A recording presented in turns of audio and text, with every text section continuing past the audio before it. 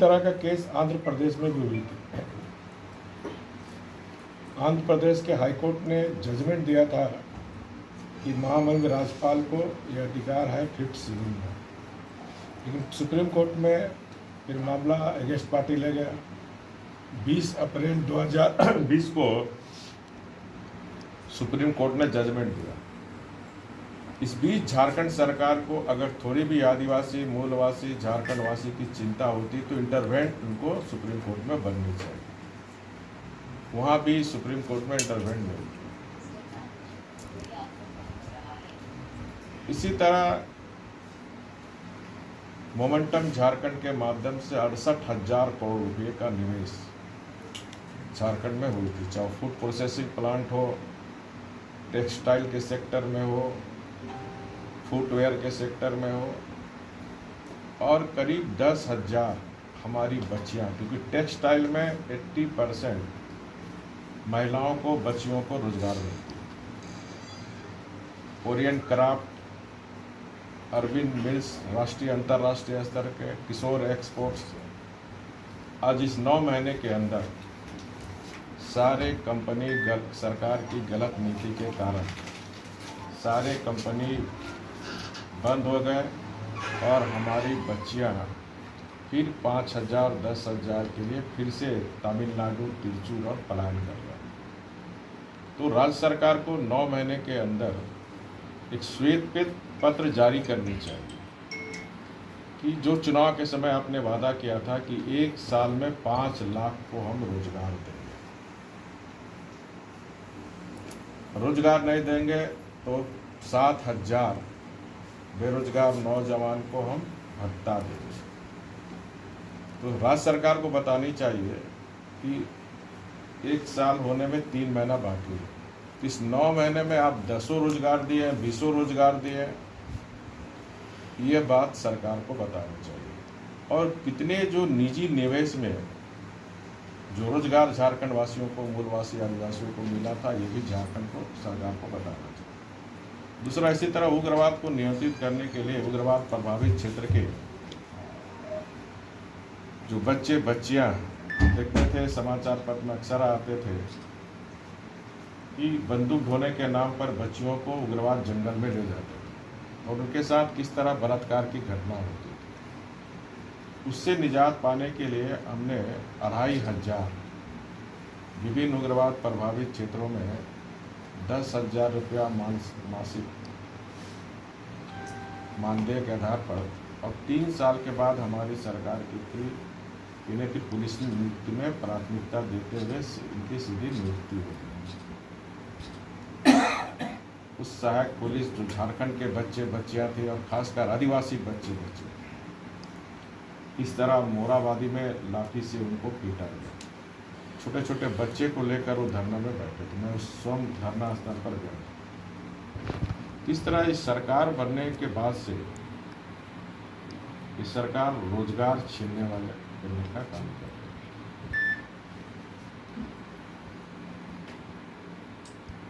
जहाँ तक बिहार की बात है, बिहार में मैं कल भी यहाँ आने के पहले वर्चुअल रैली बिहार रांची से की थी, और उसके पहले चुनाव घोषणा के पहले मैं 3 जिला गया था, गोपालगंज, मोतिहारी और सिवान।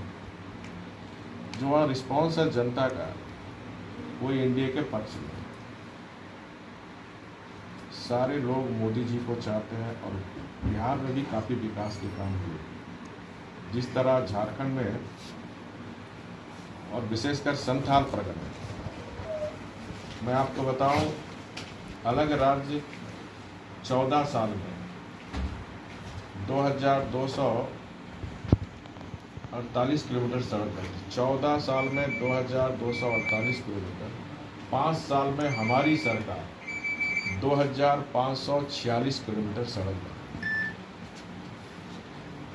कितनी तेजी से जो राज्य के इंफ्रास्ट्रक्चर, क्योंकि सड़क और बिजली के बिना विकास की कल्पना नहीं की जा सकती।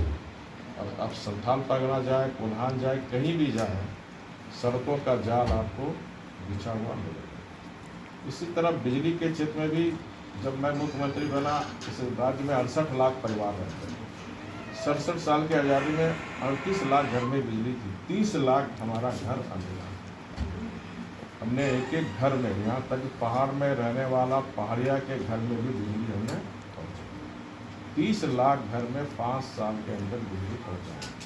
ट्रांसमिशन लाइन, गांव में बिजली 22 से 24 घंटा मिले, ट्रांसमिशन लाइन हमारी सरकार ने बनाने का काम किया। जहाँ हमारी सरकार के समय अगर ट्रांसफार्मर किसी गांव में शहर में जलते हैं तो 24 घंटे के अंदर ट्रांसफार्मर उपलब्ध हुआ।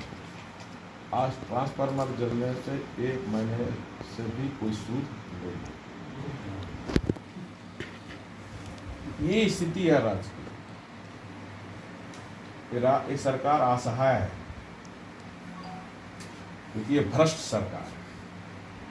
इस 9 महीने में जिस तरह कोरोना महामारी पूरी दुनिया में फैली, इस कोरोना महामारी में भी हेमंत सरकार भ्रष्टाचार की कोरोना महामारी फैला चुका है।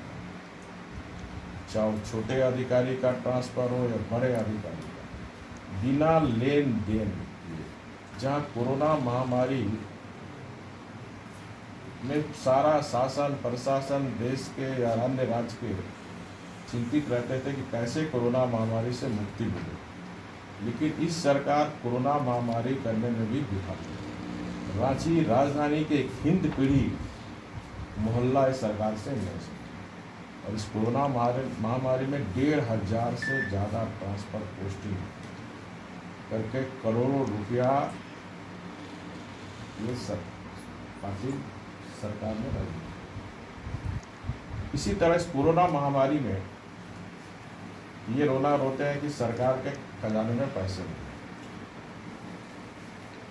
कोई भी सरकार है अपना खजाना भरने का तलाशता है, कहाँ से हमारा खजाना है। लेकिन ये पहली बार ये सरकार कि कैसे जो खजाना भरे नहीं, वो खजाना निजी हित में कैसे भरे, इसकी चिंता में मन बताते हो बताते हो।